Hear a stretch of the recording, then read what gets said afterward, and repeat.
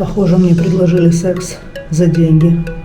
А в своей голове я выгляжу совершенно по-другому. Потом я доперла. Хер бы с ним, с этим кофе. Огонь. Прям стыдно признавать, что я в чем-то нуждаюсь, что мне нужно. Господи, храни випассану. Будет интересно.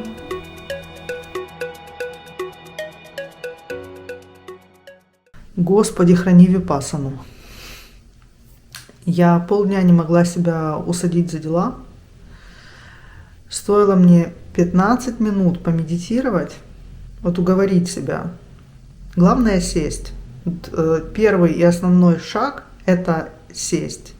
Потом ты просто медитируешь 15 минут, и в конце такой вуаля, и ты супер сконцентрирован. Прям тотальная уравновешенность, работоспособность, огонь. Кстати, внутреннее равновесие и фокус – это основной фактор успеха в любом деле. Я вчера как-то очень грустно и одиноко себя почувствовала. Осмыслила, что мне не хватает мужской энергии в моей жизни. Очень быстро зашла в Tinder, выбрала пару молодых людей. Несколько мне ответили сразу. Из этих несколько я выбрала того, кто мне понравился больше. И сразу же договорилась на свидание. Сегодня пойду на свидание. Вот.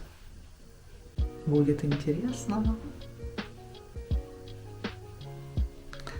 Вообще я давно не была на свидании. Сейчас попробую вспомнить. Ой, мне кажется, прям запущено все. Я, конечно, могу не помнить, у меня много событий на квадратный метр в жизни. Но мне кажется, что крайний раз был в Перу. То есть... нет, я ходила на свидание, уже ходила на свидание в Португалии, но они дальше, чем один вечер или одна встреча, по сути, не продолжались. Посмотрим, как будет сегодня. Вообще я каждую встречу использую для того, чтобы познакомиться с человеком, узнать для себя что-то новое. То есть даже если он мне не подходит, все равно это новый опыт, в котором я что-то поняла о себе, получила какой-то новый опыт и, возможно, сделала какие-то выводы на будущее. У меня была или есть подруга, и мне очень понравилось, как она сказала. Она говорит: Таня, если я не буду ходить на свидания, если я не буду перебирать мужчин, то как я вообще пойму, что мне нравится? И мне это очень запало. Несмотря на то, что прошли уже годы, я все равно продолжаю вспоминать ее, вот эту фразу. Потому что, да, если у меня не с чем сравнить, то как я знаю, что мне нравится? И вчера же отловила себя на интересных размышлениях. Парень спросил, где я хочу встретиться, или, может быть, я хочу, чтобы он за мной заехал и забрал меня. И мои обычные мысли, или мое обычное мышление, это окей, я сама приеду, куда скажешь, как будто бы не хочется его нагружать, а вдруг мне не понравится, а вдруг, чтобы не было никаких обязательств с моей стороны. А вчера я прям захотела сказать: знаешь, да, я хочу, чтобы ты приехал и меня забрал. Это не похвастаться, а это скорее я заметила, что у меня мышление меняется, и мне это очень понравилось. С какого на какое? С того, что для мужчины это обуза, на то, что это возможность для мужчины проявиться, поухаживать и Вообще, чем больше мы вкладываемся во что-то, тем это для нас ценнее становится. Так в любом деле. Вот даже с курсами. Есть разница, когда ты подписался на какой-то курс бесплатно, и ты такой, ну хорошо, да, я пройду, да, я уже прохожу, да, я пройду чуть-чуть попозже, я помню, а потом и забыл вообще. Либо же, когда ты заплатил 500, например, долларов, и ты такой, блин, я не хочу терять эти деньги, поэтому да, я пройду. Вот.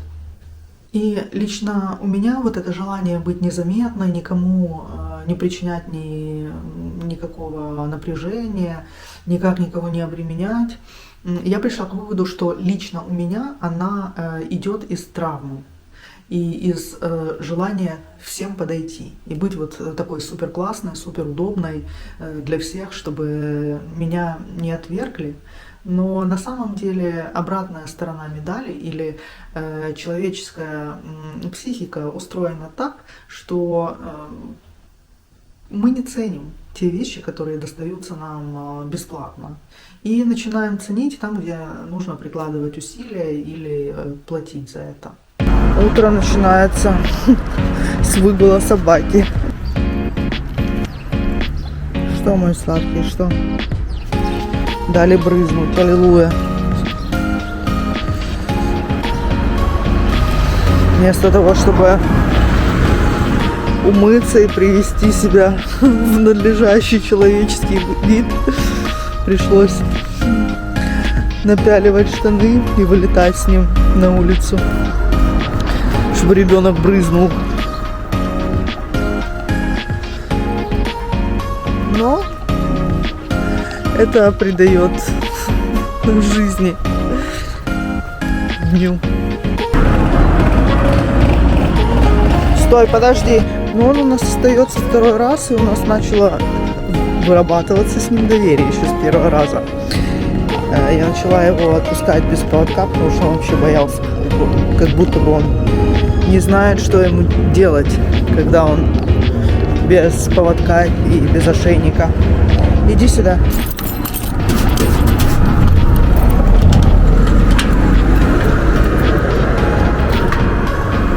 Давай, заходи.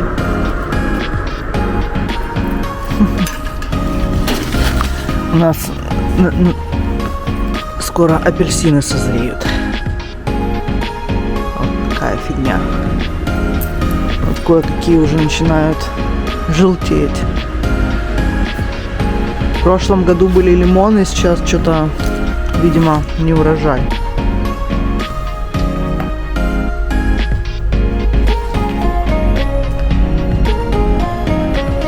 Пойдем есть. Пойдем кушать. Ну, что-то утро пошло не по плану. Иди сюда. Иди, запрыгивай. Благодаря этому молодому человеку я рассчитывала, что 2 часа меня никто не будет трогать. И я смогу сделать массаж лица. Я смогу спокойно помедитировать. Я помедитировала, я почитала, но не сделала практику манифестации, не сделала массаж лица. И еще ряд вещей, мой дорогой. Все из-за тебя. Будем пить кофе. Хотела отказаться от кофе на днях. Блин, реально сложно. Я просто хожу вареная полдня, потом вчера это было, потом такая махнула рукой, думаю, хер бы с ним, с этим кофе. Столько задач. Вот вам про зависимость. Мои любимые овсяно-блины, которые готовит Наташа, уже закончились, поэтому придется справляться самостоятельно. Сейчас будем готовить. Все по весу. Это, конечно, заморочка, но я привыкла. Здесь много белка. Кстати, если хочешь похудеть, нужно есть больше белка. Ни жира, не свининочки, а белочек.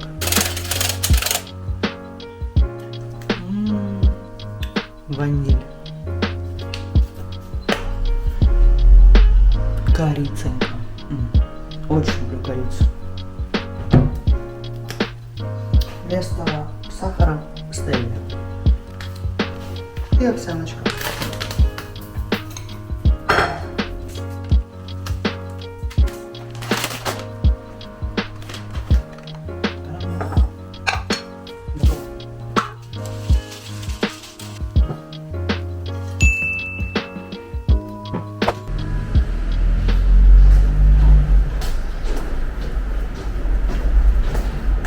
Идем завтракать на террасу. Что там такое солнце? Посмотрим, смогу ли я. Летом вообще нереально сидеть. Мы до сих пор не купили зонт.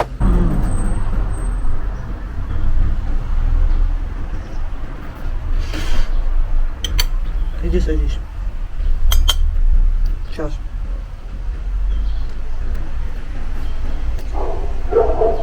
Поставить стульчик? Не хочет. Но на самом деле я не люблю отвлекаться, когда я ем. Потому что когда я ем, я ем. Я делаю это медленно и с чувством удовольствия. Поэтому придется выключить камеру. Включаю микрофон, то громкость очень такая низкая получается. Открытию серотонина мы обязаны ЛСД. Если бы не было ЛСД, то не было бы открытия серотонина. Может быть, как-то бы мы его открыли потом, позже, но на сейчас это так. Человек, изобревший iPhone, Стивен Джобс, тоже был приверженцем психоделического опыта, проходил айваску, применял ЛСД. И знаменитый iPhone, которым мы пользуемся, был изобретен не без помощи психоделиков. Ты главный работник? Пробивает, что я ела. Да? Облизывается. Ой, ой. Потеряла его ошейник. Надо будет идти искать новый. Причем сегодня. Сегодня нужно будет купить нам ошейник. Ладно. Продолжим отсматривать видосики для влога.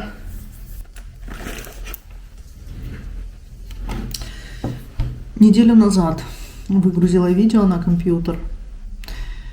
И неделю свыкалась с мыслью или принимала себя, потому что мне жутко не понравилось, как я выгляжу на камеру. А в своей голове я выгляжу совершенно по-другому, гораздо моложе и с меньшими синяками, точнее мешками под глазами, черт побери. Но это меня мотивирует начать делать гимнастику для лица. Там Ира со Стингом. Народ купаются. Это бодиборд называется.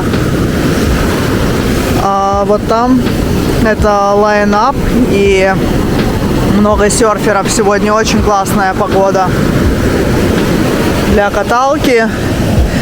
И я, сука, продолжаю индульгировать и не выходить на воду. Не знаю почему. Несколько раз вышла, а теперь не иду.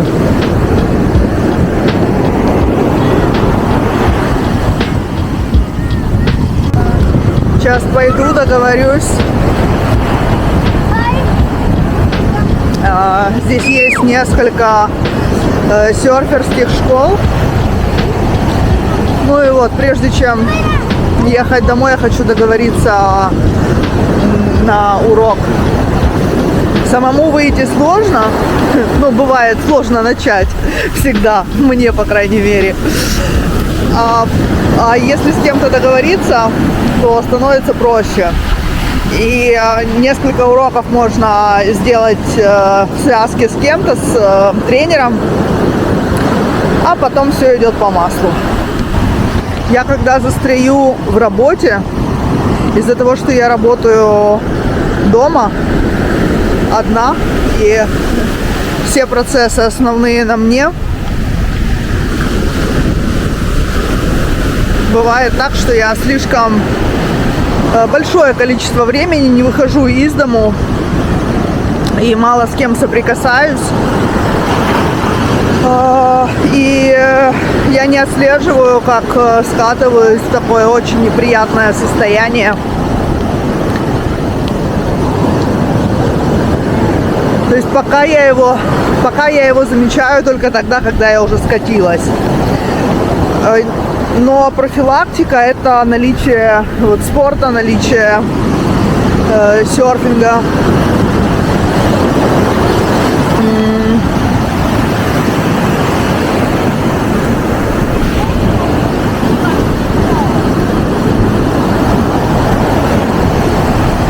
Сегодня закажу себе костюмчик. Я уже выбрала очень крутой. В Португалии как раз этот производитель. Я когда была в Перу, я могла только мечтать о таком костюме. Заказывать было сложно, непонятно, как придет посылка там в Перу с доставкой. Всегда были вопросы.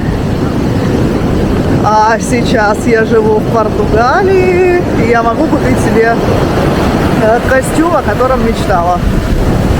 Мне так нравится. Кто-то йогой занимается на пляже, кто-то серфит, кто-то просто гуляет.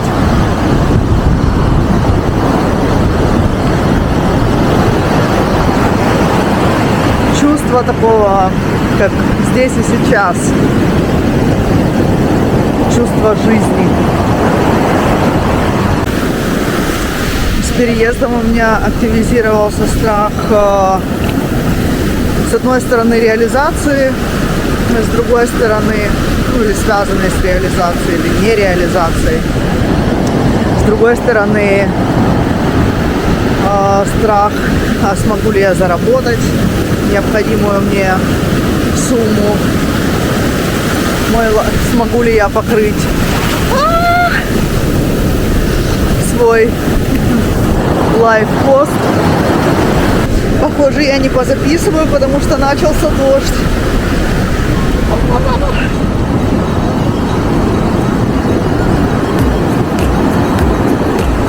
Пора бежать домой, прятаться в машину. Записалась на утреннее занятие по серфу, так что завтра идем в океан. Это первый раз, когда я буду серфить на этом пляжу. Посмотрим, как оно. Что на сиденье, небось, лежал под сиденьем. Ну, под сиденьем, да, лучше.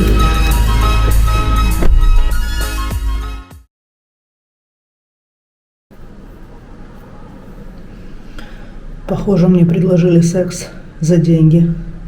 Я зарегистрировалась на одном сайте знакомств, и я не совсем понимала, что там за формат.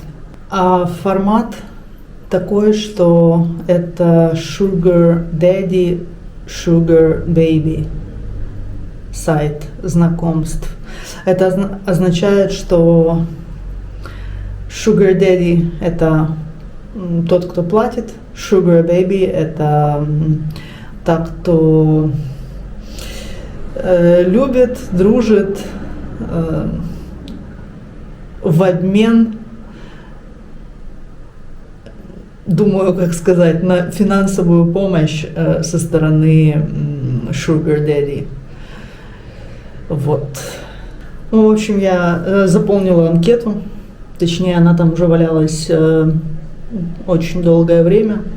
Вот мне написал симпатичный молодой человек, который меня заинтересовал. Мы долго не очень долго переписывались в WhatsApp, А потом он спросил, а что по поводу, то есть какие у тебя финансовые ожидания? И я сильно задумалась. И потом я доперла, в чем суть. И вот полночи я читала вообще, что такое вот эти отношения Sugar Baby, Sugar Daddy. И у меня поднялось очень много эмоций, очень много, ну, чего-то непростого. То есть я однозначно не принимаю такой формат отношений, и там много несогласия с этим. Но это дополнительный повод для того, чтобы исследовать тему. Я уверена, для меня там очень много открытий, то есть, что я поняла о себе, вот пока читала. То есть мне сложно быть в позиции, когда я не сама, когда за меня платят или мне предлагают деньги. Не за секс-услуги, в принципе. То есть мне тяжело признавать, прям стыдно признавать, что я в чем-то нуждаюсь, что мне нужно, и что это нормально, когда человеку что-то нужно. И вот эта ситуация, она как бы подняла во мне такие непростые эмоции и отрицание, или ну, я увидела свою